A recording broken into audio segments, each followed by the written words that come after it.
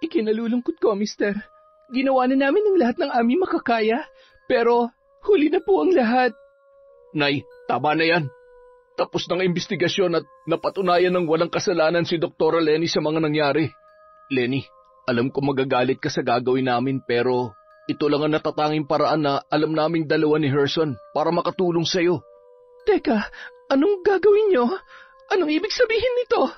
Pasensya ka na, doktora, pero hindi ko na kaya pang marinig ang mga paghihirap ninyo. Sandali! Anong gagawin nyo? Rendon! Herson! Taon 2004. Samar. Masayang naglalakad ang dalagang doktora na si Lenny sa pasilyo ng pampublikong ospital na kanyang pinapasukan. Kagagaling niya lamang sa operating room kung saan tagumpay ang ginawa niyang operasyon. Nang makasalubong niya ang nurse na si Rendon. Magandang umaga, doktora. Ang ganda ng ngiti natin ngayon, ah. Sus, ang formal naman ng kaibigan ko. Masaya lang ako kasi isa na namang pasyente ang naisalba ang buhay. Kung ganon, dapat nating i-celebrate yan. Oo ba? Patulugin mo lang muna ako, Rendon. Tapos pag out mo mamaya, puntahan mo na lang ako sa bahay. Masusunod po, doktora. Binigyang daan pa siya ng binata habang nakayuko. Ang OA mo, ha? Sinabayan pa ni Rendon si Lena para ihatid sa labas nang bigla na lamang yung huminto. Bakit, doktora? Sinundan na lamang nito ang doktora na pumasok sa isang silid na mayroong mga pasyente. Excuse me, bawal po ang mga albularyo dito, Tay. Pasensya na pero hindi po pwede yung ginagawa ninyo. Nagulat pa ang isang matandang lalaki na kasalukuyang nagpapahid ng langis sa isang batang nakaratay sa higaan.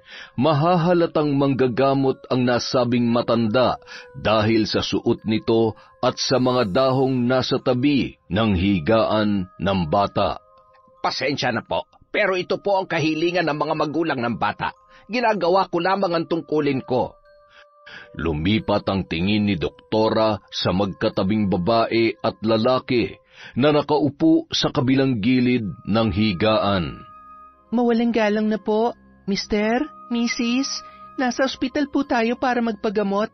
May mga medisina nang naibigay sa bata. Sapat na po yon para gumaling ang anak ninyo. Bawal po magdala dito ng mga albularyo. Nagkakaintindihan po ba tayo? Napayukong humingi ng paumanhin ang mag-asawa sa kanya at nakiusap na lamang sa albularyo na itigil na ang kanyang ginagawa. Ngumiti pa si Lenny sa kanila bago lumabas ng silid na yon. Umiral na naman yung pagkaano mo, ah. Hinayaan mo na lang sana. Ano ka ba? Ospital to. Bawal naman talaga yun dito. Huwag mo sabihing pag ikaw nakakita ng ganon, hahayaan mo lang. Siyempre, magkakaiba naman kasi tayo ng paniniwala, saka hindi naman sila nakakaperwisyo. May mga natutulungan din naman ang mga albularyo. May mga kaalaman sila na kung minsan ay hindi natin alam. Tumigil ka nga, Rendon. Hindi ako nag-aral ng ilang taon para ibaba ang paniniwala ko sa mga ganyang bagay.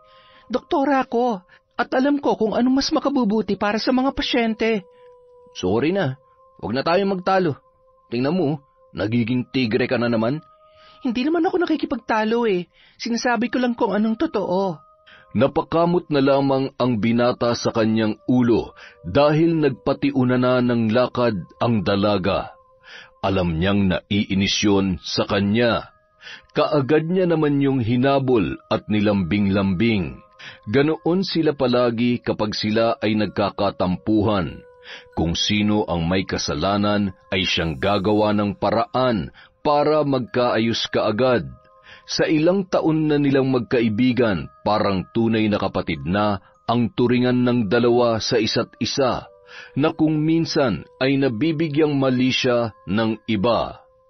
Samantala, sa isang baryo kung saan naninirahan ang maglolang sina Maria at Junior, masaya silang sinalubong ang truck na naghatid ng kanilang package galing sa Saudi kung saan nagtatrabaho ang ama ni Junior na si June. Pagkababa ng nasabing package na isang malaking karton ay sabik na niyakap yon ng batang lalaki. Ano kayang laman nito, Lola? Ay, hindi ko rin alam. Baka mga laruan at damit mo, Apo. Excited na akong buksan to, kaso kailangan pa nating hintayin ang pagdating ni Tatay. Hayaan mo na. 3 araw lang naman ang bubunuin ng iyong paghihintay. At sa wakas ay makakasama mo na rin ang iyong ama. Makalipas ang 3 araw, walang paglagyan ang saya ni Junior nang sa wakas ay dumating na si June. Buong linggo silang namasyal para sulitin ang mga araw na magkasama silang dalawa bago bumalik ulit ng Saudi ang kanyang ama. Anak, hinahinay lang sa pagtakbo. Baka madapak at masugatan. Ang sarap makipaghabulan sa alaga nating aso, Tay. Ganito po laging ginagawa namin. Mamaya ka na makipaglaro. Ang mabuti pa, sabayan mo na akong kumain itong mga tsokolate, anak. Mabilis namang tumalima si Junior at kaagad na tumabi sa kanyang ama. Tay, kailan po ang balik ninyo? Matagal pa. 1 buwan pa kasi ang bakasyon ko. Aba, ang galing naman. Matagal ko pa pala kayong makakasama. Kinagabihan, inaapoy ng lagnat si Junior, nanginginig at kung ano-ano ng mga salitang lumalabas sa kanyang bibig dahil siya ay nagkukumbulsyon na. Mama, Mama. John, unang beses na nagkaganito ang anak mo. Ang mabuti pa'y dalhin na natin siya sa albularyo. Hindi, Nay. Sa ospital natin siya dadalhin. Paniguradong maaaksyonan kaagad ng mga doktor ang kalagayan ng anak ko. Pero malayo ang ospital dito. Baka kung ano nang magyari sa bata kung doon pa natin siya itatakbo. Naputol ang pag-uusap ng mag-ina nang biglang sumuka si Junior at malakas na napadaing. Apo, anong nararamdaman mo, ha? Ang sakit po ng tiyan ko, Lola. Dito sa may kanang bahagi po, sa ibaba. Nay, ihanda mo na mga gamit ng bata. Maghahanap lang ako ng masasakyan natin papuntang bayan.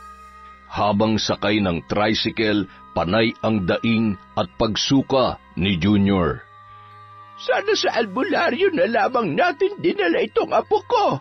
Hindi sana'y napainom na siya ng mga epektibong halamang gamot. Nay, mas makabubuti para sa bata ang matingnan ng mga doktor.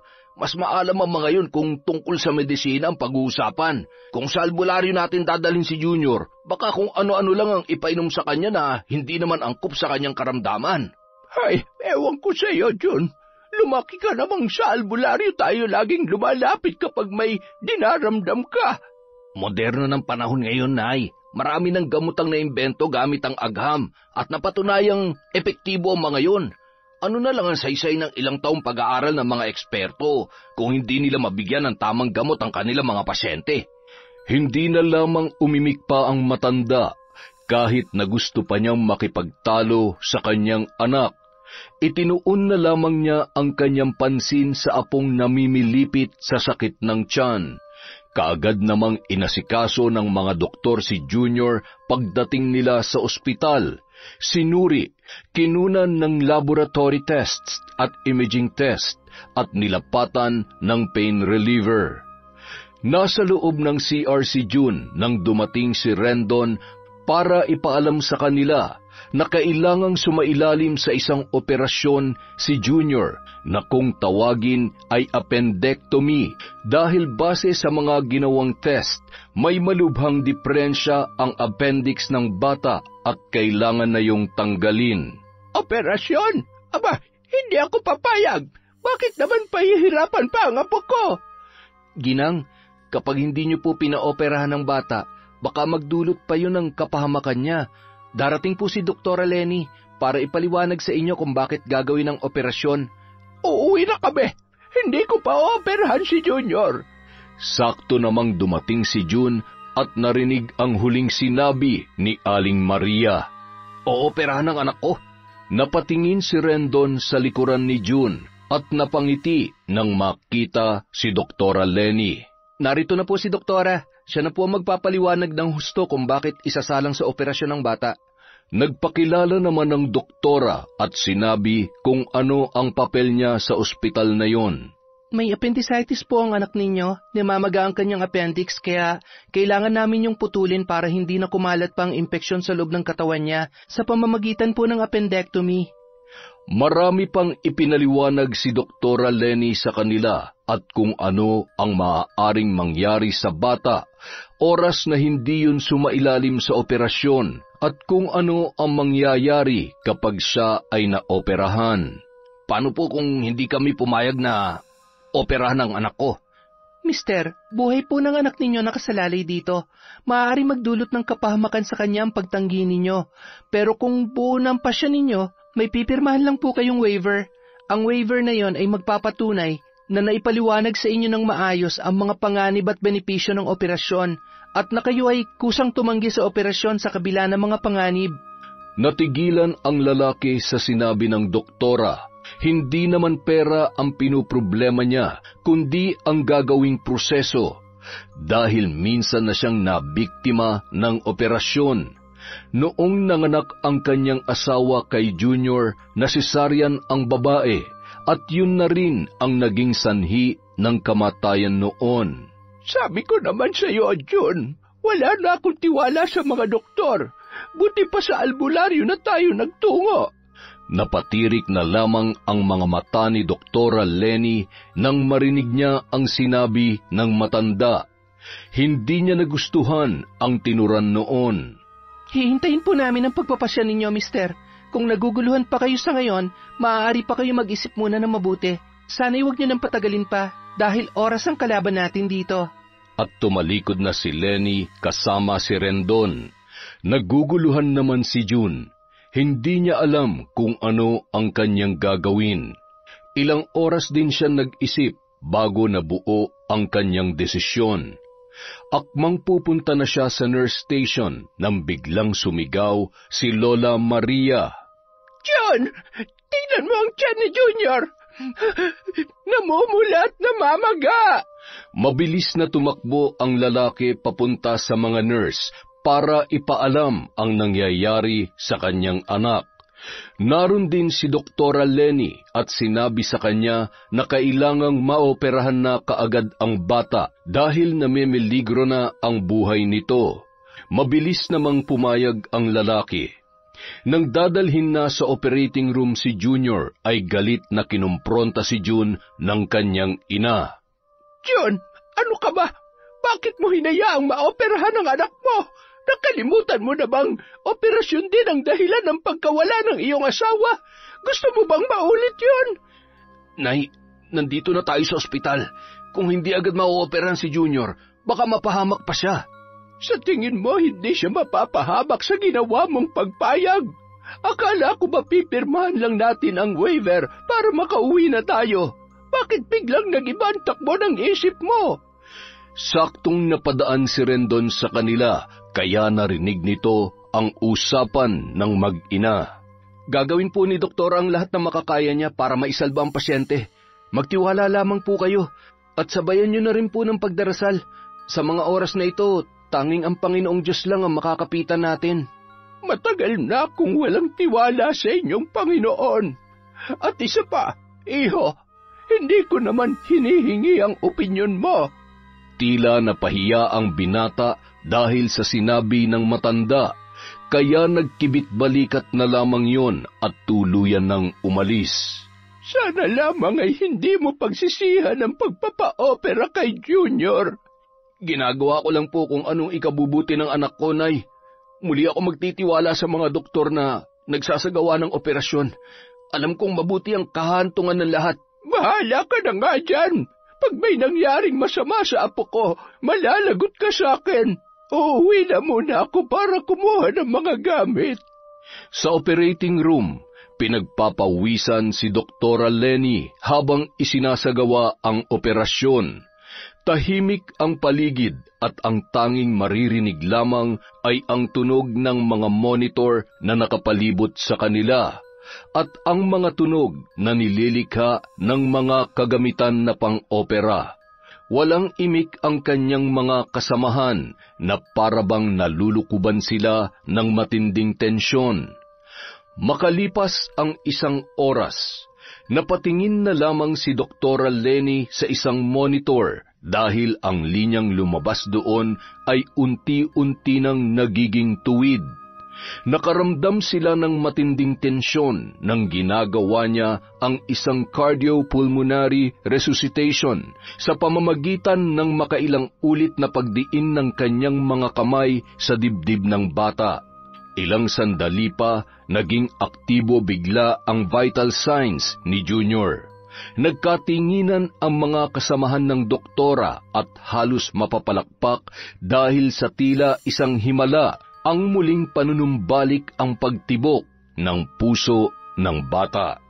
Ilang minuto pa ang ginugol ng doktora bago niya nagawa ang isang matagumpay na operasyon. Tensyonado at nababalot ng pag-aalala ang kalooban ni June habang parut-paritong palakad-lakad sa harapan ng operating room. Nagbuga siya ng hangin nang mapansin ang pagbukas ng pintuan at naging maagap nang iniluwa roon ang maaliwalas na muka ni Doktora Lenny.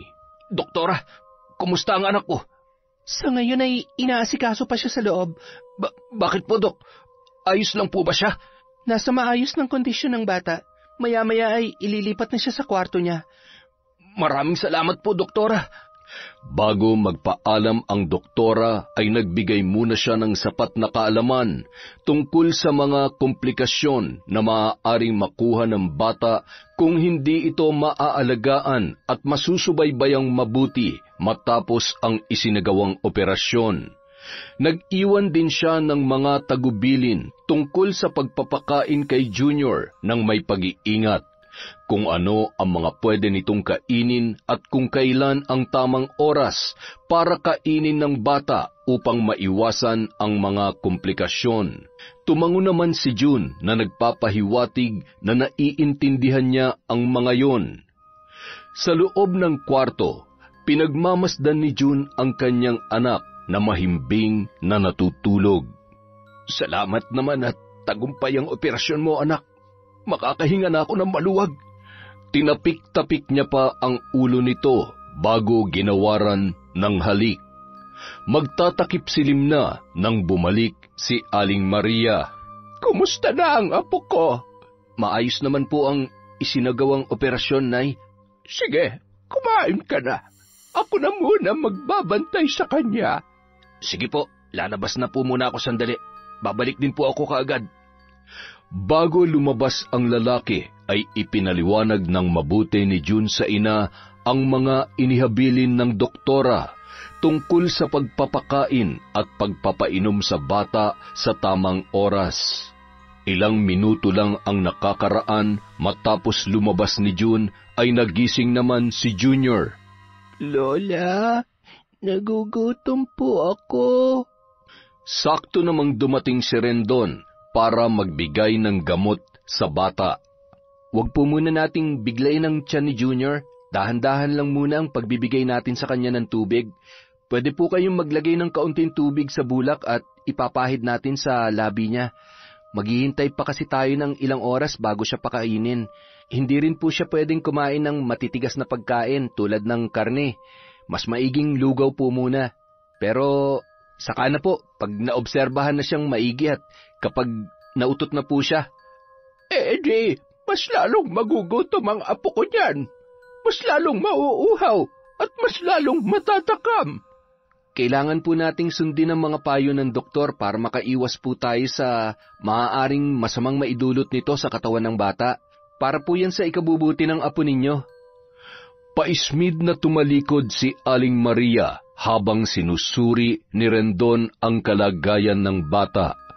Pinaintindi rin nito kay Junior ang kahalagahan sa pagsunod sa kanyang mga tagubilin. Paglabas ni Rendon ay muling bumaling ang bata sa kanyang lola. "Lola, nagugutom po ako. Pakainin niyo po ako." Kahit panis na kanin, okay lang. Basta pakainin niyo lang po ako, Lola. Bakit ka naman kakain ng panis na kanin, apo ko? Mamamatay na po ako sa gutom, Lola. Kumakalam na po ang sikmura ko. Maawa na po kayo sa akin. Ay, sige, pero huwag mong sasabihin sa iba, ha? Sikreto lamang natin ito. Opo, Lola. Pangako po yan. Nagmadaling nagsandok ng kanin si Aling Maria mula sa mga dala niyang lalagyan. Heto, may fried chicken. Niluto ko talaga yan para sa'yo. Alam ko kasing yan ang paborito mo. Yehey! Salamat po, Lola. Sige na, kumain ka na. Baka sumilip na naman dito yung pakialamerong nurse at pigilan ka pa niyang kumain kahit na nanghihina ka na sa gutom. Sarap namang nilantakan ni Junior ang mga ibinigay sa kanya ng kanyang lola. Pinainom pa siya nito ng 2 basong soft drinks. Ilang sandali pa nakaramdam ng pananakit ng tiyan ang bata. Halos mamilipit ito sa sakit. Nagsimula na rin siyang magsuka at bumibilis na rin ang kanyang paghinga. Mabilis na iniligpit ni Aling Maria ang mga pinagkainan ng bata. Sakto namang pumasok ang kanyang anak na si June. Nay, ano nangyayari kay Junior? Hindi ko alam. Bigla na lang kasi siyang nagkaganyan habang kumakain ako. Natataranta namang pinuntahan ni June ang mga nurse para ipagbigay alam doon ang nangyayari. Samantala, magkasamang lumabas ng gate ng ospital sina Nurse Rendon at Doktora Lenny. Pauwi na sila at pinag-uusapan ang mga naganap sa buong maghapon sa kani-kanilang mga trabaho. Alam mo, yung lola ng batang inoperahan mo kanina, sinabi niyang wala daw siyang tiwala sa mga doktor. Mukhang matigas din ang ulo dahil parang binabaliwala lang niya mga sinasabi ko sa kanya. Oo, pansin ko nga. Mas naniniwala kasi siya sa mga albularyo. May mga tao talagang ganyan. Yung hinahamak nila mga kakayahan natin, na tayo naman talaga ang may maayos na kaalaman. Sana lang ay sundin nila ang lahat ng payo mo, Lenny. Nandun naman yung tatay ng bata. Mukhang malawak naman ang pangunawa nun, kaya tiyak na hindi niya ipapahamak ang kanyang anak. Huwag na nga natin pag-usapan yan. Ang mabuti pa, kumain na lang tayo sa labas para mabawasan naman ang pagod natin. Masaya silang kumakain sa isang restaurant nang biglang tumunog ang cellphone ng dalaga. Napabuntong hininga na lamang ang doktora nang marinig mula sa kabilang linya ang nangyari kay Junior. Kaagad naman siyang nagpaalam sa binata na babalik sa ospital dahil mukhang kakailanganin na namang operahan ang kanyang pasyente. Napapailing na lamang na tinapos ni Rendon ang kanyang kinakain dahil hindi na pumayag pa ang dalaga na siya ang maghahatid dito pabalik ng ospital. Nagmamadaling tumungo roon ang doktora. Nasa bungad pa lang siya ng operating room, nasipat niya na ang masamang tingin ni Aling Maria. Doktora, nakikiusap po ako. Gawin niyo po ang lahat ng paraan para maisalba ang anak ko. Opo, ipagdasal niyo po ang inyong anak. Ang tagal naman ng babaeng yon. Mananagot talaga siya kapag may masamang nangyari kay Junior. Nahagip pa ng pandinig ng doktora ang sinabi ni Aling Maria. Tiningnan niya na lamang ito ng masama bago niya isinara ang pintuan. Kaagad na hinarap ng doktora ang nakaratay na bata. Handa na ang lahat ng kanyang mga kailangan kaya sinimulan niya na kaagad ang pag-oopera. Hanggang sa napailing-iling na lamang si Doktora Lenny dahil sa hindi na nila nailigtas pa ang buhay ng bata. Malungkot na lumabas ang doktora mula sa operating room. Kababakasan naman ng matinding pag-aalala ang mukha ni June. Kumusta po ang anak ko, doktora? Ikinalulungkot ko, mister. Ginawa namin ang lahat ng aming makakaya. Pero huli na po ang lahat. Anong ibig niyong sabihin? Ipinaliwanag ni Doktora Lenny sa kanya ang nangyari. Nagkaroon ng isang seryosong kondisyon na nangyayari kapag ang katawan ay nagkakaroon ng sobrang reaksyon sa isang impeksyon. Dahil sa mahina ang immune system ng bata, hindi na nito nakayanan ang pananalasa ng mga bakterya at virus sa loob ng kanyang katawan, na naging sanhi upang humantong siya sa kamatayan. Hindi totoo yan. Buhay pa ang anak ko. Ikinalulungkot ko po, sir. Dahil sa hindi na matagalan ni Doktora ang senaryo at tila pinipiga ang puso niya sa nakikitang mapait na ekspresyon sa mukha ni June, nagmadali na siyang iwan yon matapos na tinapik ang balikat ng lalaki. Masakit para sa kanya na makita ang paghihinagpis ng kaanak ng kanyang mga pasyente, dahil alam niya kung gaano kahirap at kasakit ang mawalan ng mahal sa buhay. Bilang surgeon, masakit na hindi niya nailigtas ang buhay ng kanyang pasyente. Kahit pa yun na ang kanyang trabaho, ay hindi pa rin siya sanay na may namamatay sa kanyang mga kamay. Kasalukuyang nakikipag-usap si Doktora sa kanyang mga kasamahang doktor nang bigla siyang sinugod ni Aling Maria. Nagsisigaw ang ginang at nanlilisik ang mga mata na siya ay binubulyawan. Kasalanan mo tong lahat, babae.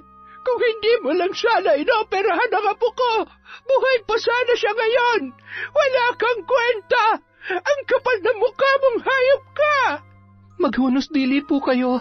Bilang doktor, masakit din po sa akin na nangyari sa apo ninyo. Hindi ko po ginustong pagkawala niya.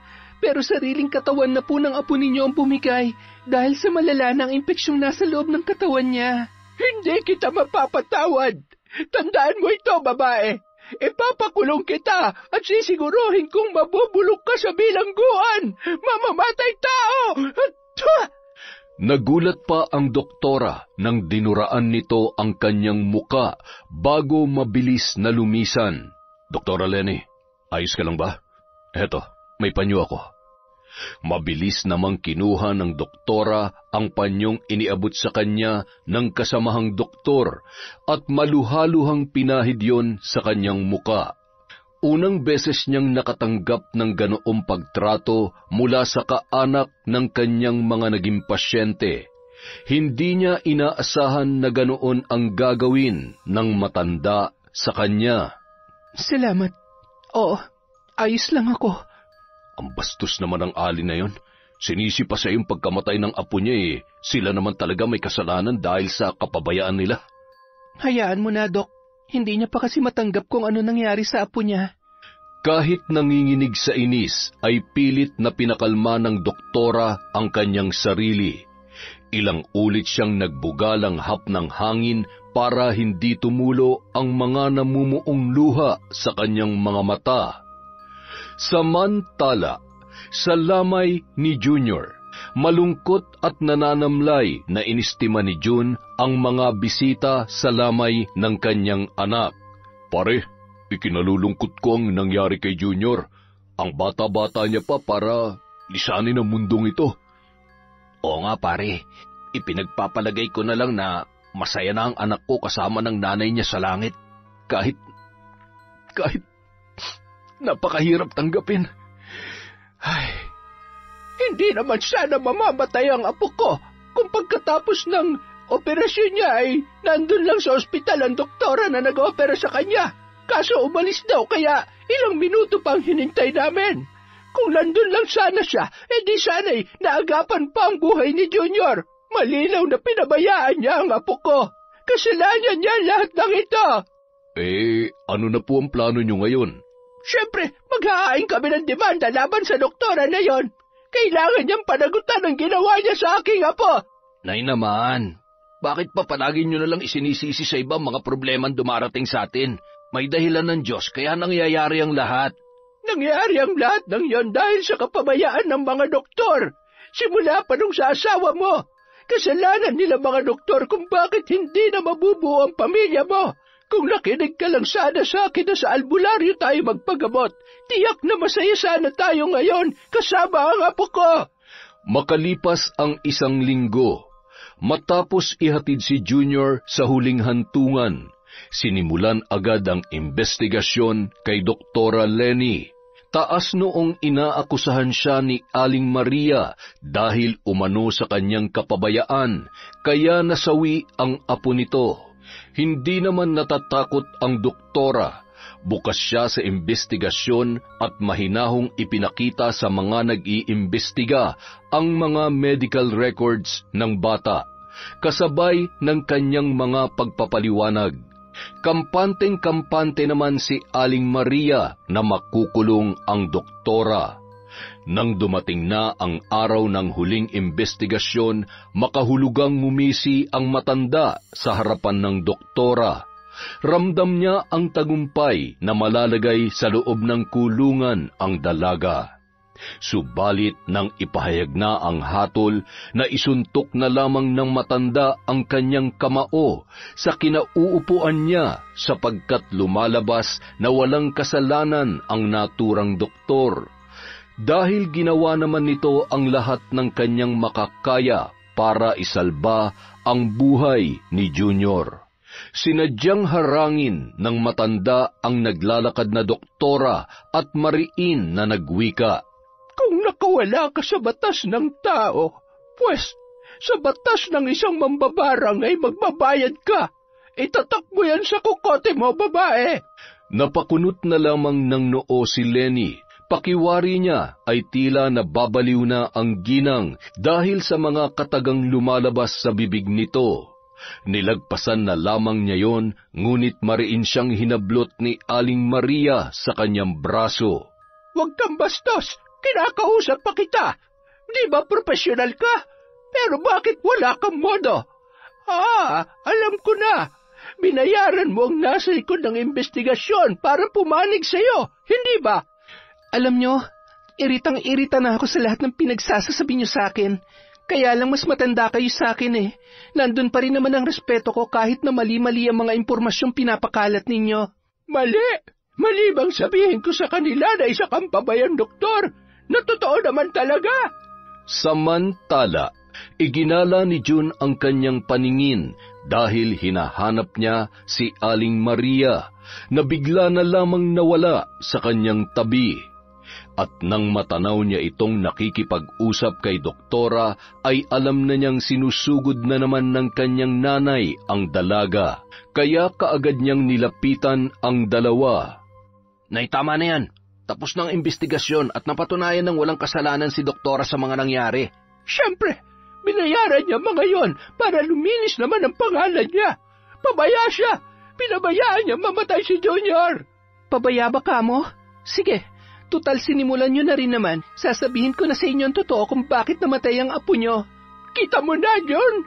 Mas lumala ang impeksyon sa katawan ng bata dahil hindi nyo sinunod ang mga bilin ko tungkol sa tamang pagpapainom at pagpapakain sa kanya.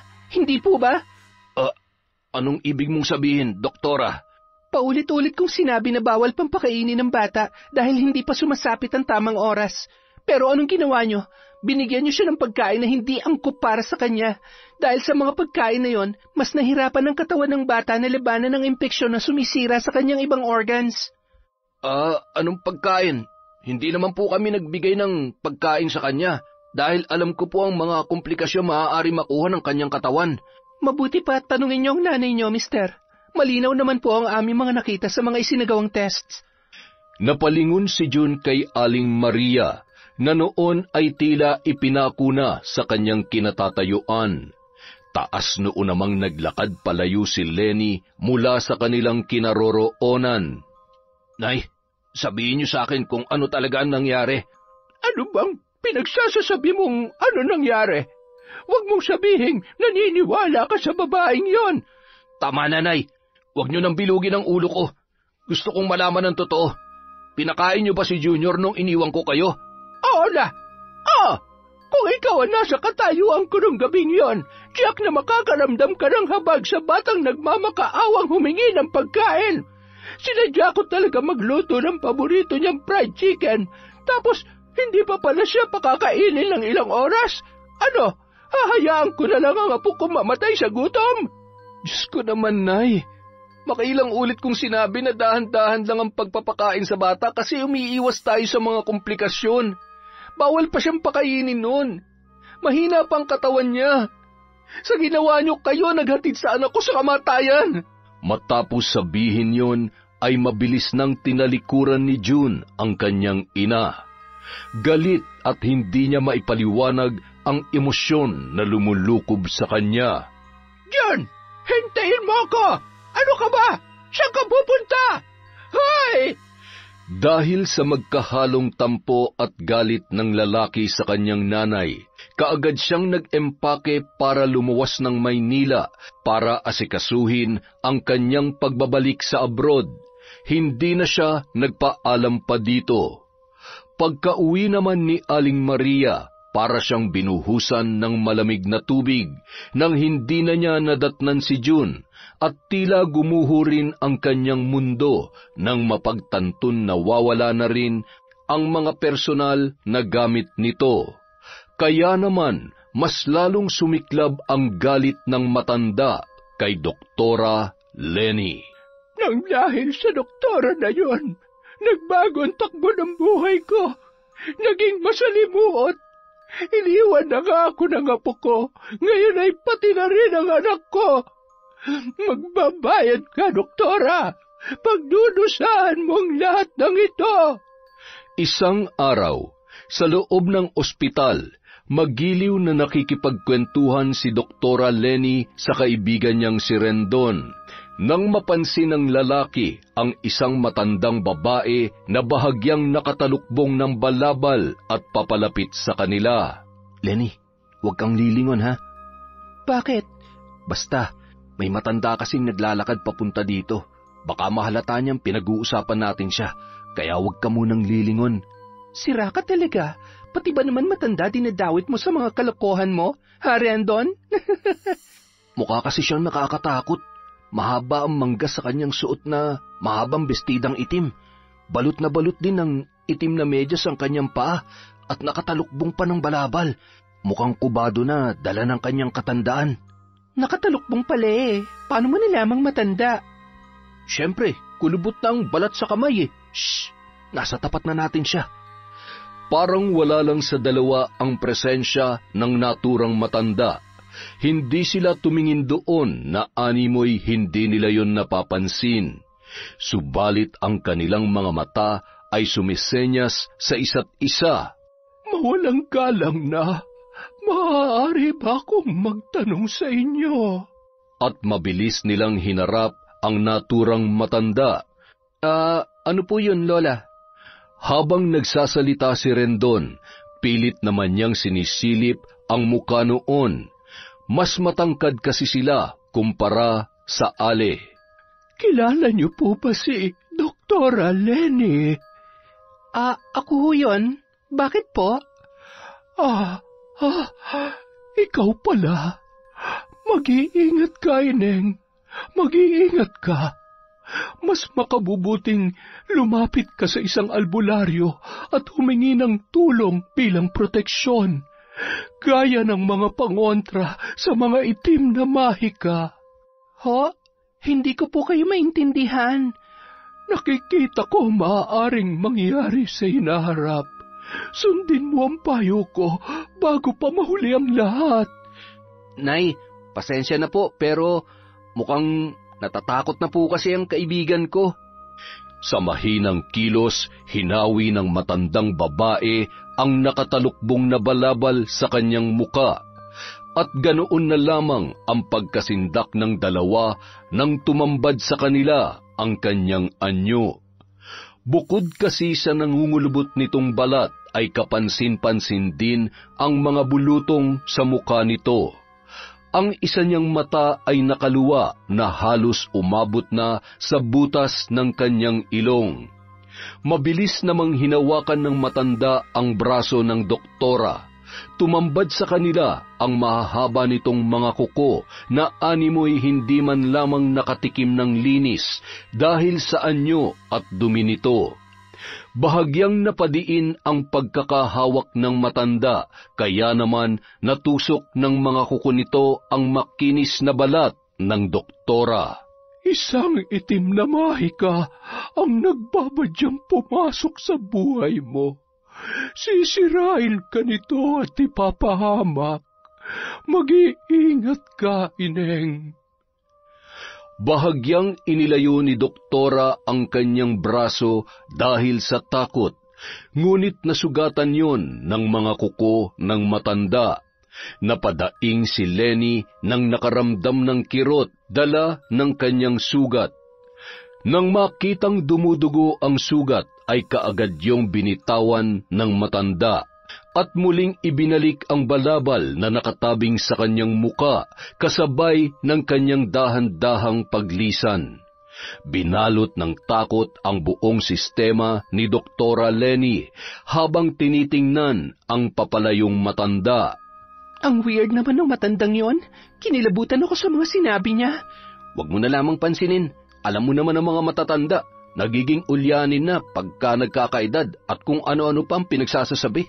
Oo nga pero hindi ko maipaliwanag ang kilabot na gumapang nang dumampi ang balat niya sa akin. Ay, parang may malamig na kung ano ang gumapang sa kalamnan ko. Ay nako Lenny, ang mabuti pa magpahinga ka na. Baka dala lang yan ng pagod at puyat.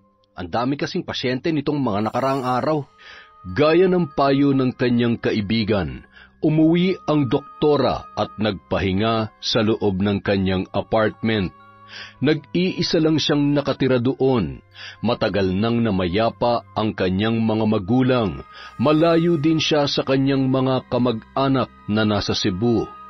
Ang tanging tinuturing niyang kapamilya ay walang iba kundi si Rendon. Maalinsangan ang pakiramdam niya, kaya naman hinayaan niya lamang na nakabukas ang bintana na nasa tabi ng kanyang kama. Kahit papaano ay nakalanghap siya ng sariwang hangin. Nakahiga na siya habang nagmumuni-muni na may biglang kung anong kumalabog sa labas. Kaagad din naman siyang bumalikwas ng bangon para silipin kung ano o sino ang may kagagawan ng ingay. Sa pagdungaw niya sa bintana, isang pusang itim ang kanyang nakita. Akmang babalik na sana siya sa pagkakahiga nang tumingala ang pusa sa kanya at nagtama ang kanilang mga paningin. Hindi maipaliwanag ng doktora ang matinding pagkabog ng kanyang dibdib nang masilayan ang anyo ng pusang yun. Nakaluwa ang isang mata nito na umaabot hanggang ilong at ang mga butlig sa mukha niya ay parang minsan na niyang nakita. Hindi nga lang niya matandaan kung kailan o kung saan. Napakurap na lamang ang doktora nang mapansing titig na titig yun sa kanya. Pagkatapos ay tila nagpakawala ng isang nakakakilabot na ngiti.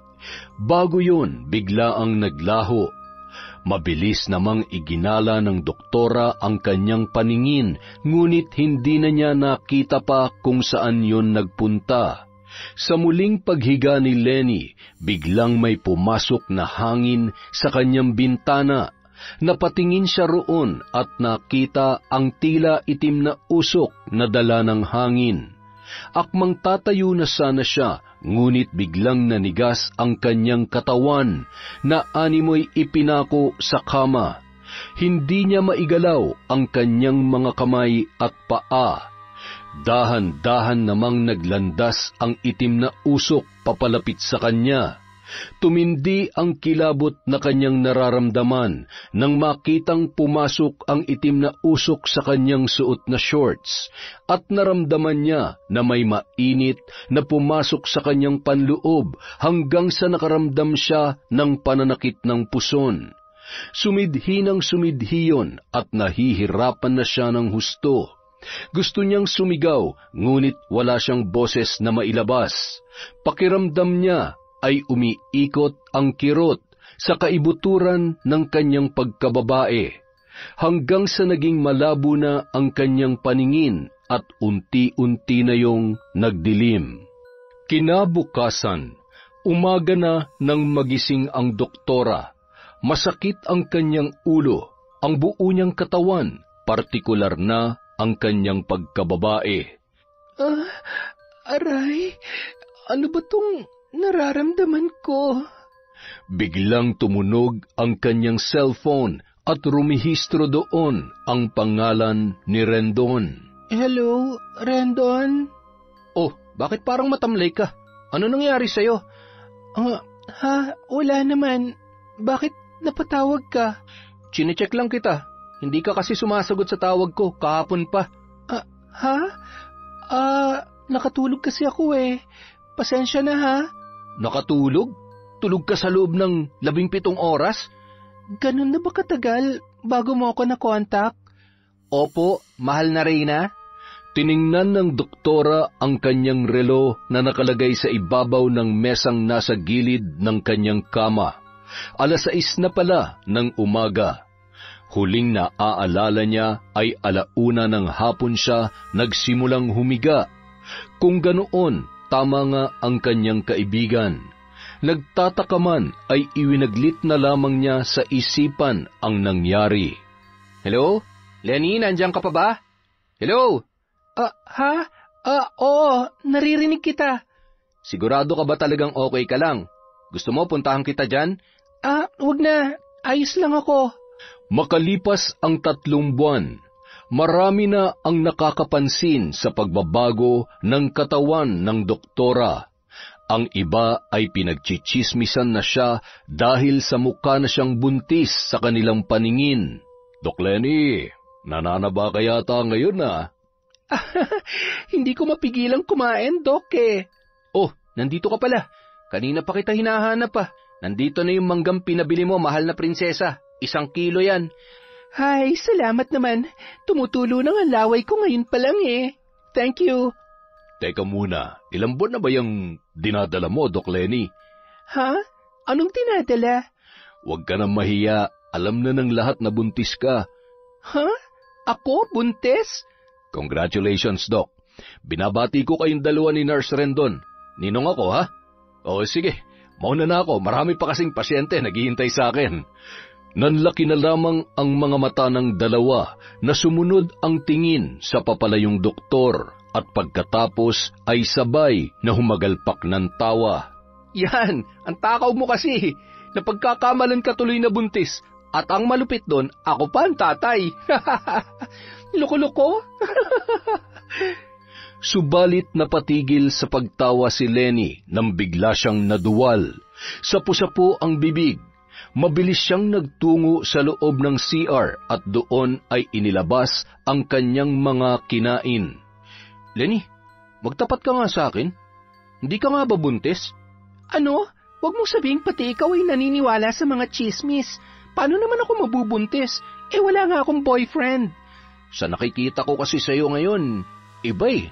Kahit nung nakaraan pa, para ka kasing naglilihi. Hay nako, walang hiya. Hindi nga ako buntis, ano ka ba?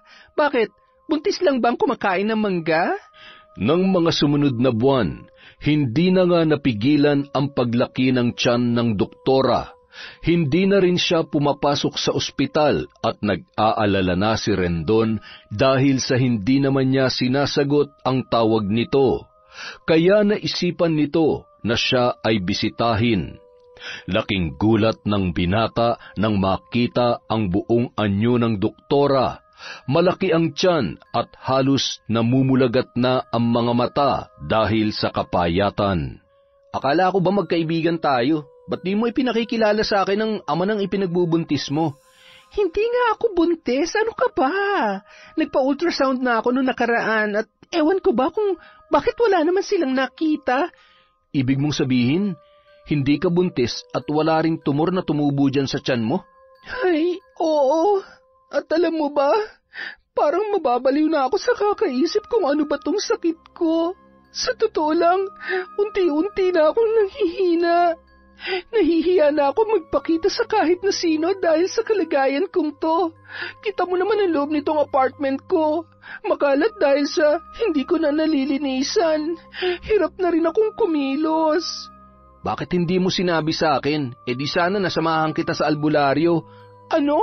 Albularyo? Sira ka ba? Ano naman ang mapapala ko kung pupunta ako sa albularyo? Huwag kang ampaliw. Alam mo, Lenny, kahit na sa ospital ako nagtatrabaho, naniniwala pa rin ako sa kakayahan ng albularyo. Basta hindi ako naniniwala, okay? Magpapatest ulit ako, baka mali lang yung resulta ng ultrasound. Lenny, ano ka ba? Naalala mo yung sinabi ng matandang nakakatakot? Di ba sabi niya, nakikita niya ang hinaharap? Nakikita niyang babalutin ka ng itim na mahika at pahihirapan ka? Baka ito na yun. Bakit ka ba naniniwala doon? Matandang ulyanin na yon. Sabi mo nga, di ba? Basta, para sa akin, albularyo ang solusyon dyan sa problema mo. Pero kahit na magpatingin pa tayo doon, kung hindi ka naman naniniwala, baliwala rin. Doktor ako, mas lamang ang kaalaman ko sa mga albularyo na yan. Aray, ang sakit. Dinala ni Rendon si Lenny sa ospital at sa bawat araw ay pahina ng pahina ang dalaga. Binibigyan naman siya ng mga gamot, ngunit pakiramdam niya ay mas lalo siyang nanghihina dahil alam niyang hindi naman talaga natukoy ng mga ito ang tunay niyang karamdaman. Rendon, parang mas lalo akong nanghihina dito. Pakiramdam ko, hindi na ako makahinga. Hindi ko alam kung anong sakit tong dumapo sa akin. Ang mabuti pa siguro, umuwi na muna ako sa bahay. Pero sinong titingin-tingin sa'yo dun? Wala ka namang kasama.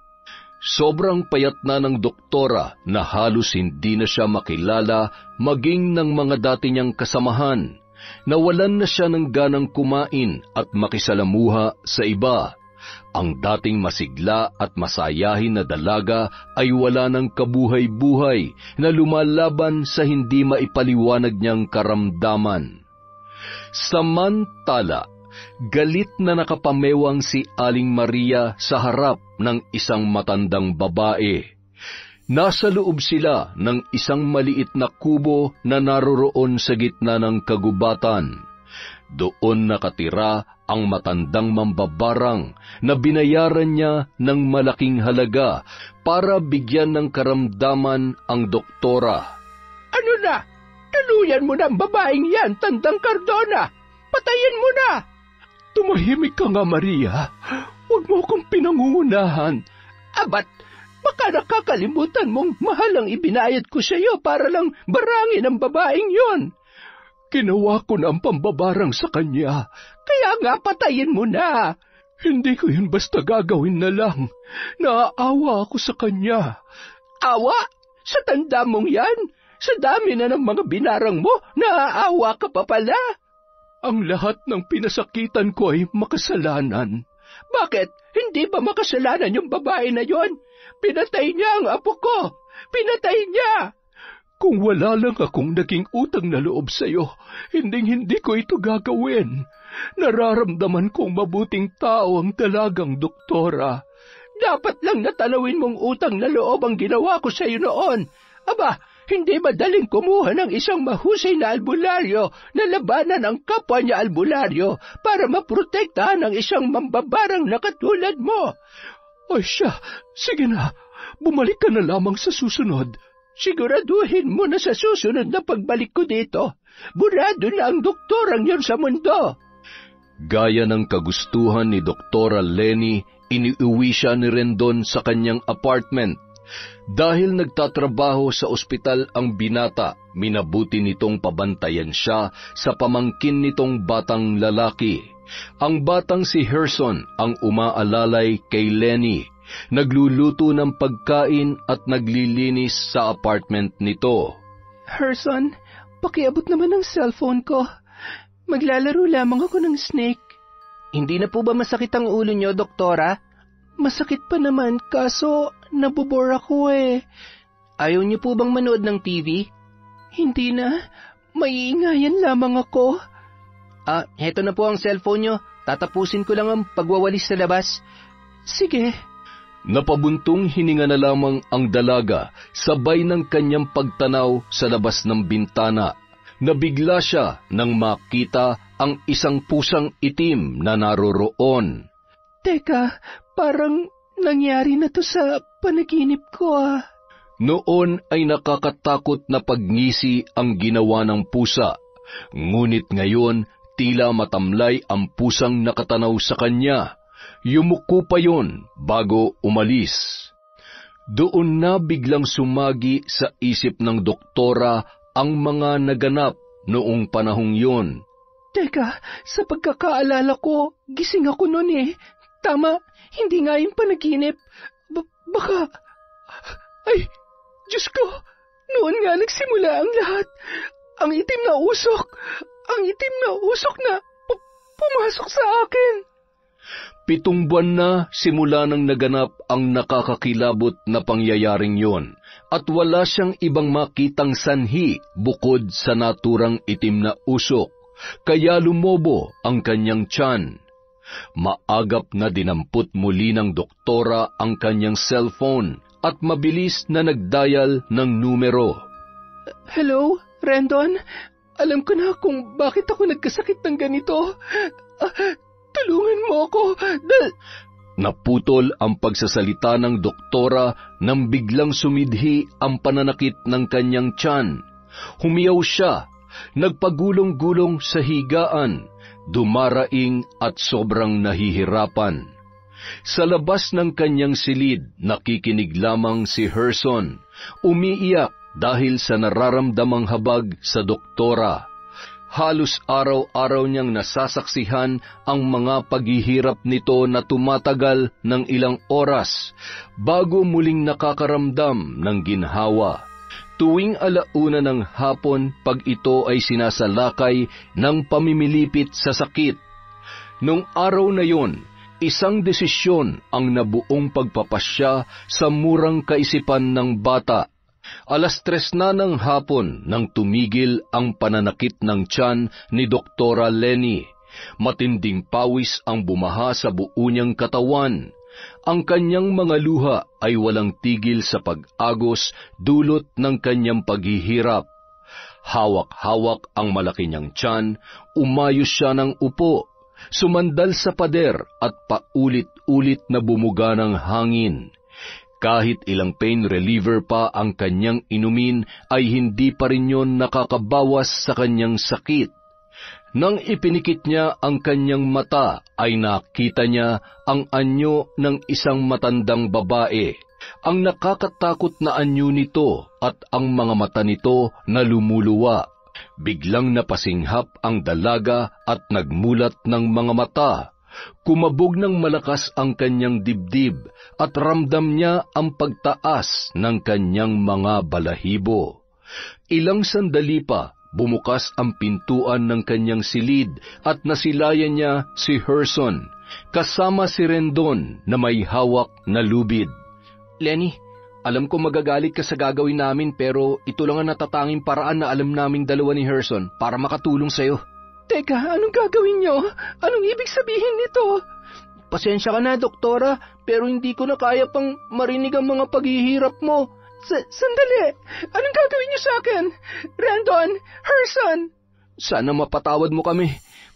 Dahan-dahang naglakad si Rendon papalapit sa kanya, dala-dala ang lubid na ibinubuhol nito. Nanginginig namang sumiksik sa sulok ang doktora para protektahan ang kanyang sarili. Ang ginawang pabilog na pagbuhol sa lubid ni Rendon ay ipinatong niya sa kama. Diyan ka lang ha, huwag kang gagalaw. Ano ba kasing ginagawa mo? Doktora Lenny, magandang araw. Sino ka? Anong gagawin niyo sa akin? Naparito ako dahil humingi ng tulong sa akin si Herson. Dito na rin kami nagpang-abot nitong si Rendon. Huwag ka mag-alala. Gagawin ko ang lahat para makawala ka sa itim na mahikang lumulukob sa iyong katawan. Albularyo po siya, doktora. Kaibigan ko po siya. Kaibigan po namin ni Tito Rendon. Alam kong magagalit ka pero ito lang ang natatanging paraan na alam ko na makakasagot sa pinagdadaanan mo, Lenny. Hindi ako galit. Kaya nga ako tumawag sa iyo kanina para sabihin, pumapayag na akong magpatingin sa albularyo. Isinalaysay sa kanila ng doktora ang mga naganap. Noong nakita niya ang itim na usok, wala siya ni isang detalyeng kinaligtaan. Pagbukas pa lamang ng pintuan, Nakaramdam na ako ng malakas na enerhiya mula sa sumpa ng mambabarang. Binabarang ka, doktora. Barang? Maraming paraan ng pambabarang. Maski ako ay marunong noon, subalit mas pinili ko na lamang na maging manggagamot. Ginagawa ang pambabarang para pasakitan ang mga biktima nito sa pamamagitan ng mga bagay na kahit ang siyensya ay hindi makakapagpaliwanag.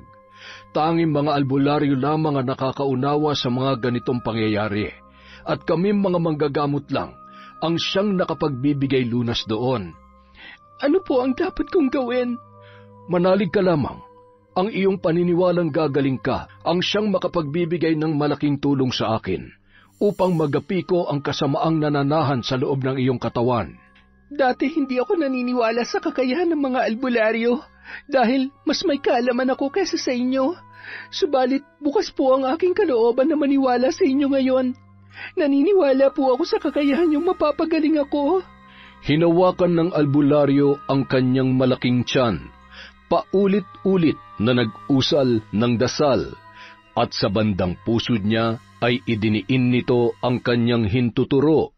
Napadaing ang doktora dahil sa kakaibang sakit na sumargo sa kanya. Si Rendon naman ay naupo sa gitna ng ginawa nitong bilog gamit ang isang lubid. Biglang nangisay si Rendon at nawalan ng malay nang magsimulang tawagin ng albularyo ang mambabarang. Mula sa bibig ni Rendon, lumabas ang tinig ng isang matandang babae. Mambabarang, makipag-usap ka sa amin. Anong dahilan mo sa pagpapahirap sa dalagang ito? Napagutusan lamang ako. Wala akong personal na galit sa kanya. Sino ang nagutos sa'yo? Hindi ko pwedeng sabihin. Kung ganon, tiyak na magkakaproblema tayo. Patayin mo na lamang ako. Hindi ko na mababawi ang sumpa ng barang kay Dr. Lenny. Patayin? Hindi ko magagawa yon kung hindi ka lumalaban. Bawiin mo na lamang ang sumpa at tiyak na magkakasundo tayo. Huli na ang lahat para bawiin ko pa. Gawin mo na lamang ang nararapat na parusa para sa akin. Tutal, gusto ko nang mawala sa mundong ito, kung saan kinasusuklaman ako ng mga tao dahil sa aking itsura. Ano ang pangalan mo? Sino ka ba? Ako si Tandang Cardona, ang matandang naninirahan sa loob ng masukal na gubat. Ang matandang isinumpa ng isang veteranong albularyo na magkakaroon ng maraming bulutong sa muka at ang mga matay na kaluwa. Aba, ay buhay ka pa pala, Tandang Cardona. Oo, buhay na buhay pa at naghihirap pa rin dala ng sumpang ipinataw sa akin. Ano ang dahilan? Bakit ipinabarang si Lenny? Galit sa kanya ang aking kliyente. Namumuhi ng husto. Matagal ko nang binalaan si Dr. Lenny na humingi ng proteksyon, subalit hindi niya yun ginawa. Ayaw ko naman biguin ang aking kliyente dahil malaki ang utang na loob ko sa kanya. Pasensya na, Doktora, kung nakinig ka lamang sana, hindi ka tatablan ng aking barang. Naalala na kita. Sabihin niyo, kayo ba yung pusang nagpakita sa akin? Yun ang aking alaga. Siya ang nagbabalita sa akin kung ano na nangyayari sa'yo. Kung talagang wala kang galit sa doktora, sabihin mo sa akin kung sino nagpabarang sa kanya. Ang nagpabarang sa kanya ay walang iba kundi si... Samantala, galit na tinalunton ni Aling Maria ang kahabaan ng kakahuyan para puntahan si Tandang Cardona. Kailangan mapilit niya yon na patayin na ang doktora para makapaghiganti na siya at makuha ang hustisyang hinihintay para sa kanyang apo. Nasa bungad na siya ng pintuan nang mapansin niyang may kausap ang matanda. Napakunot naman ang kanyang noo sa pagtataka dahil sa wala namang ibang taong kumakausap dito maliban sa kanya. Bukod sa natatakot ang mga tao sa matanda, pinandidirihan din ang itsura nito. Naisip niyang sumilip muna bago tuluyang pumasok sa loob. Nasipat niyang nakaharap ang matanda sa mga nakatirik na kandila, kaharap ang larawan ni Doktora Lenny na ibinigay niya rito nung araw na nagpabarang siya.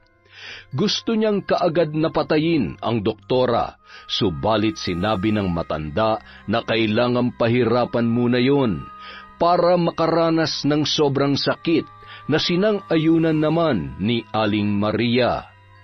Nakinig siya sa mga sinabi nito. Nang mapagtanto na nakikipag-usap pala ito sa isang albularyo sa pamamagitan ng espiritual na pagtawag, narinig niya ang mga sinabi ng matanda na nagpatindi ng kanyang sumisiklab na galit at kaagad niyang nilapitan yon at malakas na sinipa mula sa likuran. Isa kang taksil! Kaya pala hindi mo pa pinapatay ang babaeng yon dahil nagsisisi kang nabarang mo siya at wala ka talagang balak na patayin siya. Pwes, ako na ang makakalaban mong bruha ka. Heto na babagay sa'yo. Malakas na inihampas ni Aling Maria ang isang silya sa katawan ng matanda, ngunit nakailag yun. Alam mo, ikaw naman talaga ang bala sa buhay ko eh. Simula nang makilala kita, nagkanda leche-leche na ang buhay ko. Malas ka! Nagsisisi rin akong nakilala kita, Maria. Alam kong kaya mo lang naman ako tinulungan noon dahil alam mong mapapakinabangan mo ko. Ilan na ba ang ipinabarang mo? Tinulungan kita dahil alam kong nagkasala sila. Tinutulungan din kita ngayon kahit na alam kong walang kasalanan ng doktora dahil may isa akong salita. Pero sa ginawa mong ito, kalilimutan kong may utang na loob ako sa iyo. Abat, ginagalit mo talaga ako, ha? Akmang susunggaban na sana ni Aling Maria si Tandang Cardona para sakalin, nang bigla siyang nangisay at napatda nang biglang may lumabas na mga bangaw mula sa kanyang bibig at sa kanyang magkabilang tainga. Anong ginagawa mo, Cardona? Ibinabalik ko lamang sa iyo ang kawalang hiyaan mo, Maria. Itigil mo ito! Itigil mo! Samantala, bigla na lamang natumba si Rendon matapos na maputol ang pakikipag-usap ng albularyo sa mambabarang. Diyos ko, Rendon, ayos lang po ba siya? Oo, maayos naman siya. Reaksyon lang yan nang matapos na makipag-usap tayo sa mambabarang. Bakit kaya naputol ang pakikipag-usap niya sa atin? Malakas ang pakiramdam kong may nakialam sa kanya. Ang mabuti pa'y simulan na natin ang panggagamot sa iyo, Doktora.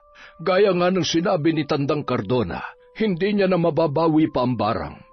Nararamdaman ko namang sinsero ang kanyang pahayag.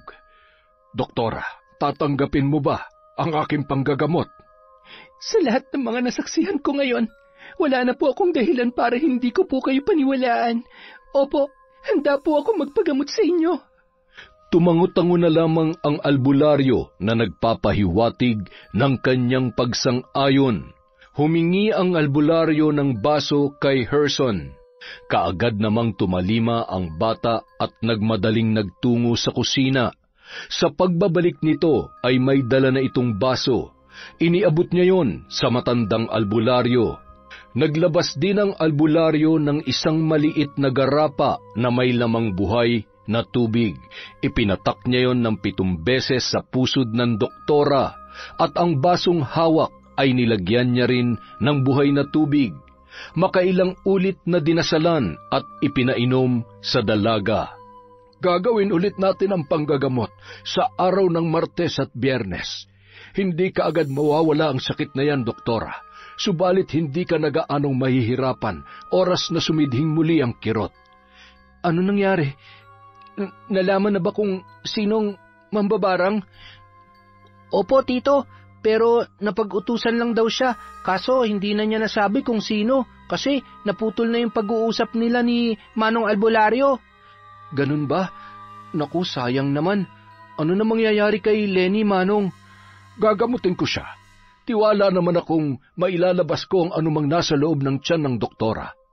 Sa pag-alis ng albularyo, nahulog sa malalim na pag-iisip si Lenny. Ayos ka lang ba, Lenny? Anong nararamdaman mo ngayon? Medyo magaan na, kaso nanghihina pa rin ako. Doktora, magiging maayos din ang kalagayan nyo. Gagaling din po kayo. Huwag po kayo mawalan ng pag-asa. Oo, Herson. Salamat nga pala ha. Masakit din po kasi sa akin na makitang naghihirap kayo. Naalala ko kasi ang lola ko. Ganyan na ganyan din ang paghiyaw niya nung nagkasakit siya. Binarang din po siya, doktora. At si Manong Albularyo din ang tumulong sa kanya. Ngayon ay magaling na po yung lola ko. Samantala, nanggagalaiti naman si Aling Maria dahil sa hindi niya maigalaw ang kanyang buong katawan habang nakatayo sa harapan ni Tandang Cardona. Cardona, pakawalan mo akong bruha ka! Nagkamali ka ng kinalaban, Maria. Kung noon, napapasunod mo ako sa gusto mo, ngayon ay kailangang ako na ang sundin mo. Tandang Cardona naman! Baka pwede pa natin tong pag-usapan. Ano bang gusto mo?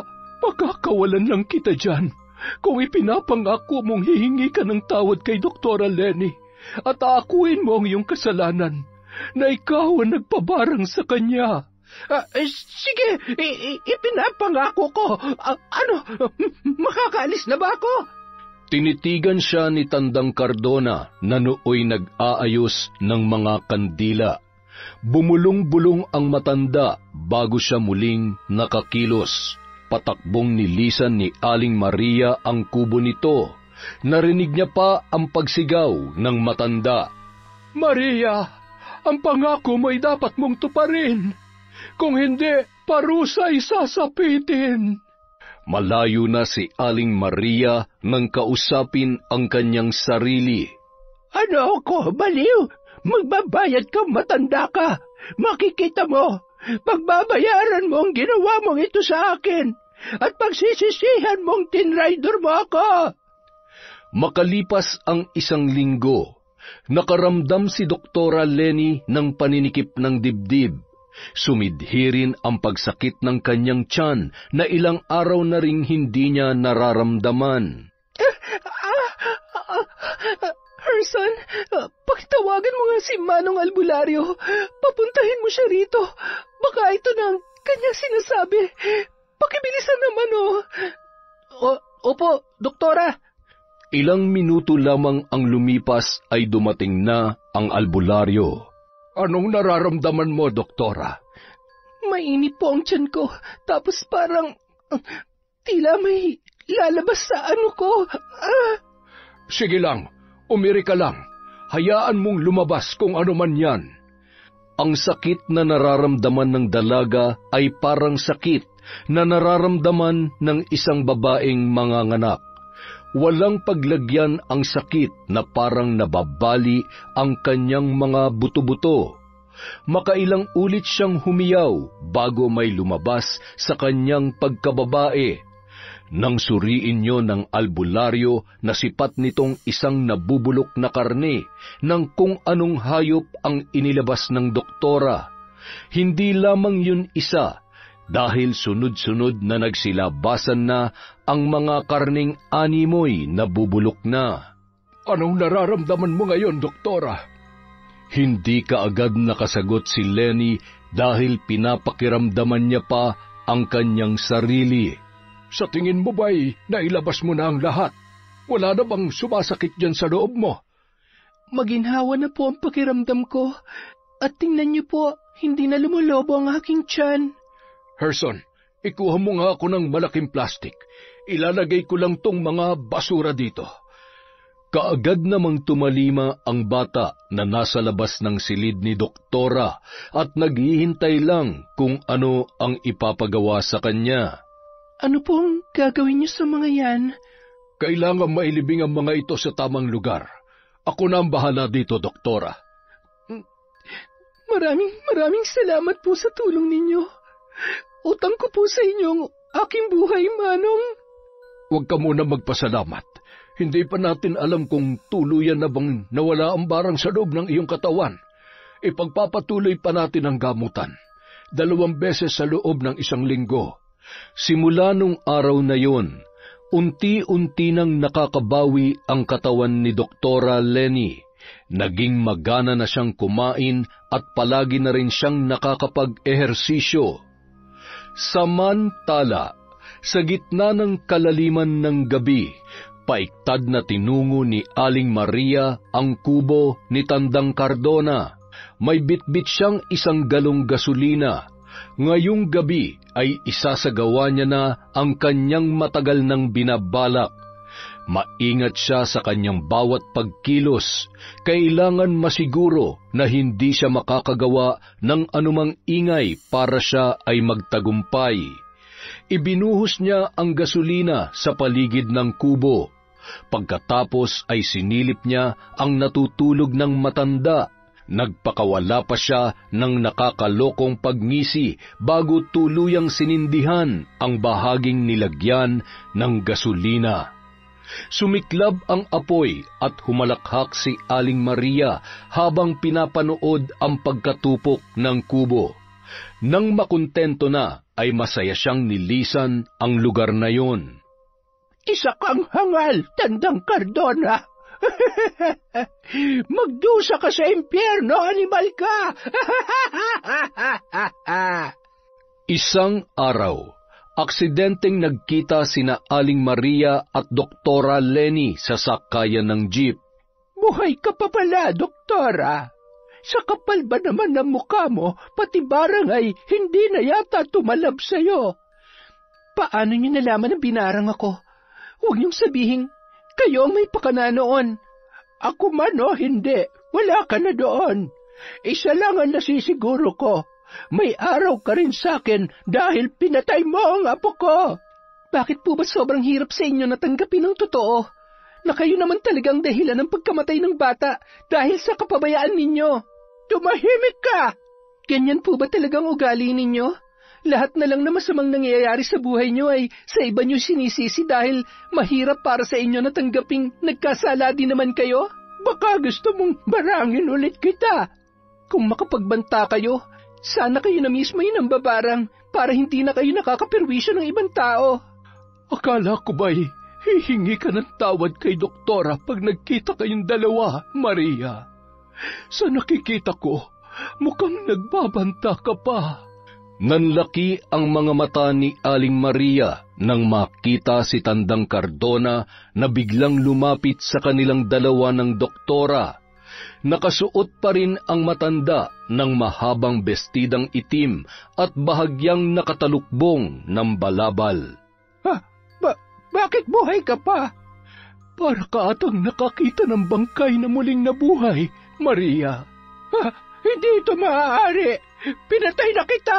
Sinunog na kita! Biglang nag-iba ang paligid ni Aling Maria. Natagpuan niya ang sarili sa loob ng gubat. Nanlalaki ang mga mata niya na iginala ang kanyang paningin. Nasaan ako? Hindi ito pwedeng mangyari! Hindi siya magkamayaw sa pagtakbo nang biglang nasalubong si Tandang Cardona. Saan ka pupunta? Panaginip lamang ito. Anumang oras ay magigising din ako. Hindi ka nananaginip, Maria. Totoo itong lahat. Ang lahat ng iyong mga nakikita. Pinatay na kita. Kung hindi ito panaginip, paano nakabalik ka pa? Nakalimutan mo na bang nagtatangan ako ng lihim na karunungan? Hindi mo ako basta-basta mapapatay, Maria. Kung tuso ka, mas lalo akong tuso kesa sayo. Muling bumalik ang paligid ni Aling Maria sa sakayan ng jeep. Nakatayo pa rin doon si Lenny at nakatingin sa kanya. Napahawak siya sa kanyang ulo na tila mababaliw na sa pabigla-biglang pagbabago ng kanyang kapaligiran. Biglang nagiging masukal na gubat at makalipas ang ilang segundo ay babalik na naman ulit sa sakayan ng jeep. Nang sulyapan niya si Doktora Lenny, mabilis naman itong nag-anyong pusang itim na masamang nakatitig sa kanya. Dahil sa pagkalito, naguguluhan siyang napaatras, ngunit parang napapaso naman ang kanyang likuran. Nang lingunin niya kung ano ang mayroon doon, nakita niya ang naglalagablab na apoy. Malawak yun na parabang kakainin siya anumang oras. Napaupo na lamang ang matanda habang nagsisisigaw ng pagmamakaawa. Tama na! Tama na, Cardona! Naririnig niya ang halakhak ni Tandang Cardona at pakiramdam niya ay kumakalikot yon sa kaibuturan ng kanyang pandinig. Napapikit na lamang siya habang panay ang takip sa magkabila niyang tainga. Walang kaalam-alam si Aling Maria na pinaglalaruan lamang ni Tandang Cardona ang kanyang imahinasyon.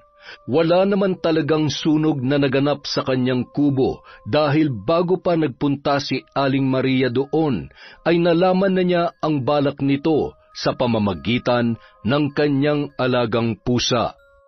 At ang tunay na kaganapan nung araw na yon ay sasakayan naman talaga ng jeep naroroon si Aling Maria, ngunit wala doon ang doktora.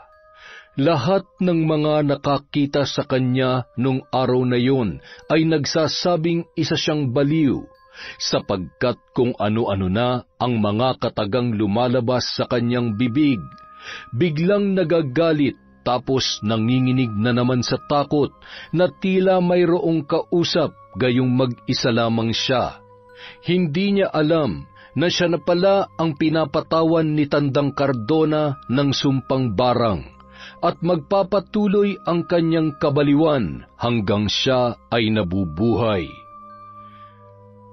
Makalipas ang 1 buwan, ganap nang nakabawi si Doktora Lenny sa kanyang mga naranasan. Masigla na siyang muli na nag-aasikaso ng kanyang mga pasyente. Kahit laman pa rin siya ng usap-usapan sa loob ng ospital, ay binabaliwala niya na lamang yun. Hindi pa rin sila makamove on sa pagbubuntis mo kuno, Lenny. Hayaan mo na sila. Wala naman akong dapat ipaliwanag sa kanila. Sabagay, oo nga naman.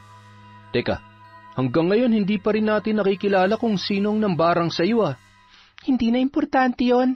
Ang mahalaga na wala nang barang sa akin. Salamat ha. Utang ko sa inyo ang buhay ko. Kung hindi nyo dinala ni Herson ang albularyo sa bahay, siguro kinakain na ako ngayon ng mga uod sa ilalim ng lupa. Ang mabuti ka mo, hindi mo pinanindigan ang paniniwala mo.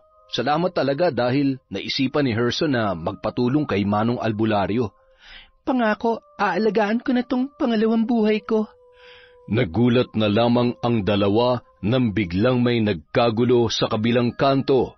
Maraming tao ang patakbong nagpunta doon at nakikiosyoso. Isang lalaki naman ang kanilang tinanong kung ano ba ang nangyayari at bakit nagkakagulo doon. May baliw kasing matandang babae na nasagasaan. Kanina pa kasi yun nag-aamok dun. Nagsisisigaw na bakit daw nabuhay pa pinatay niya naman na raw. Buhay pa ba yung matandang babae? Malabo na mabuhay yun. Wasak na wasak ang ulo Nagmamadali namang umalis ang lalaki matapos nasagutin ang tanong ng doktora.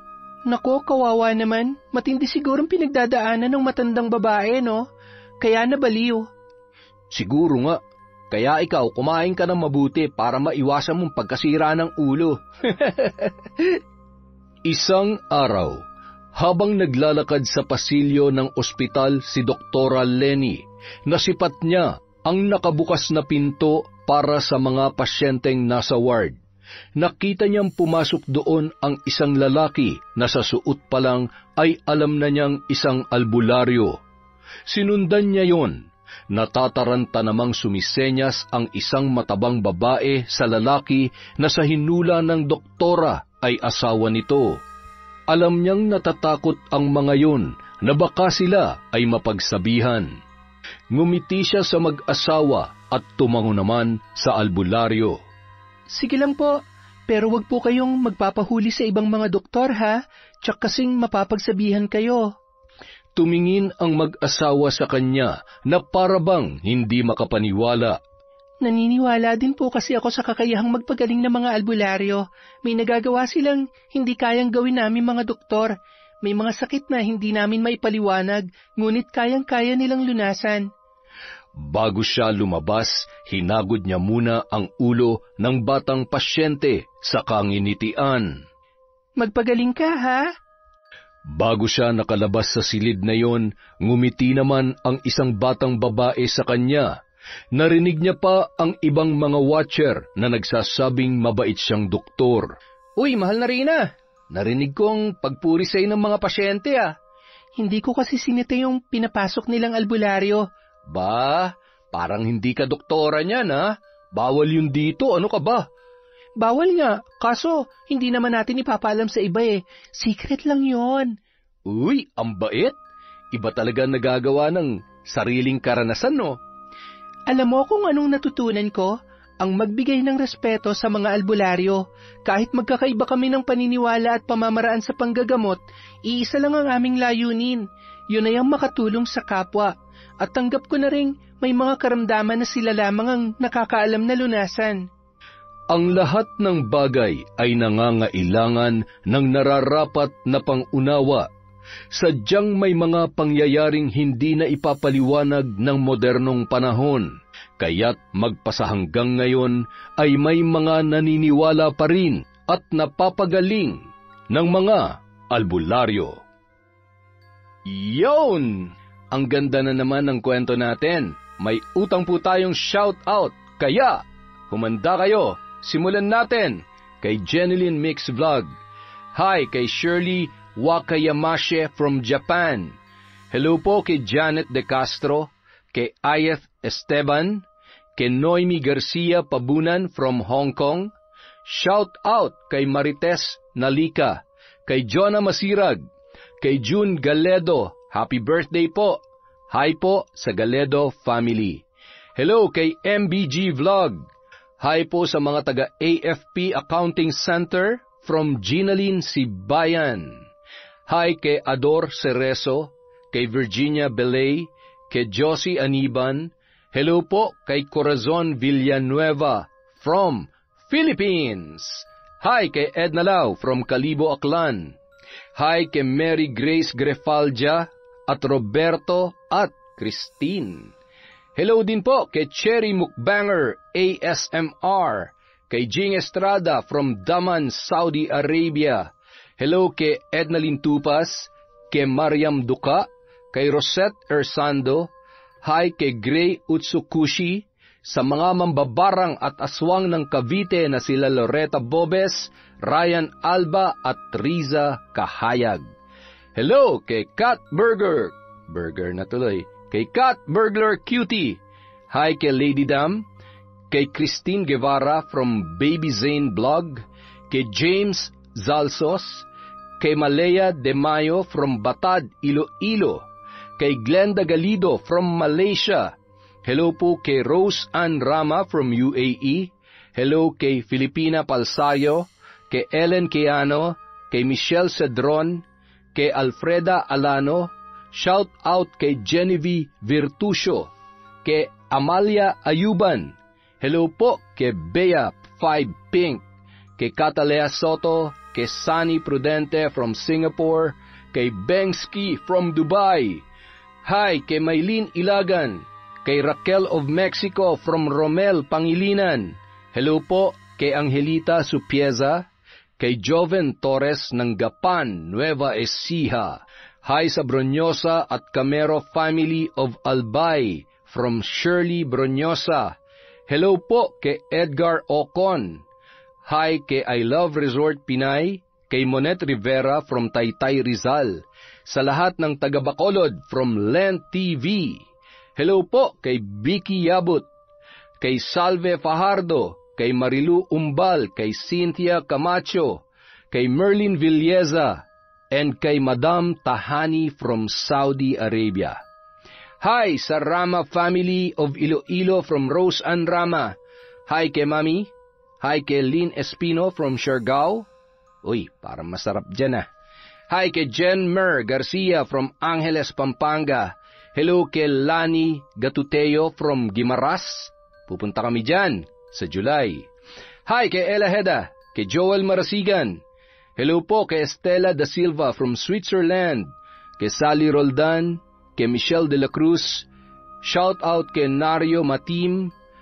Hi kay Hannah Maylin Sesgundo, kay Arielin Notarte, kay Jonathan Tingson na laging present. Hi boss, salamat. Hi kay Monica Nieves, Family Morada from Corazon, Cacaldia. Hello po kay Cristiani Moncada from Bahamas. Wow, napakaganda dyan. Sa kaibigan ni Zairab Sharif na si Mona Karim. Hi kay Jenny Lazarito from Kuwait, kay Yachin Tamasiro, at wala na po. Yung pong hindi natin nabanggit, sa susunod na shoutout, promise po yan, huwag kayo magtatampo. Maraming salamat mula sa Kwentong Enteng.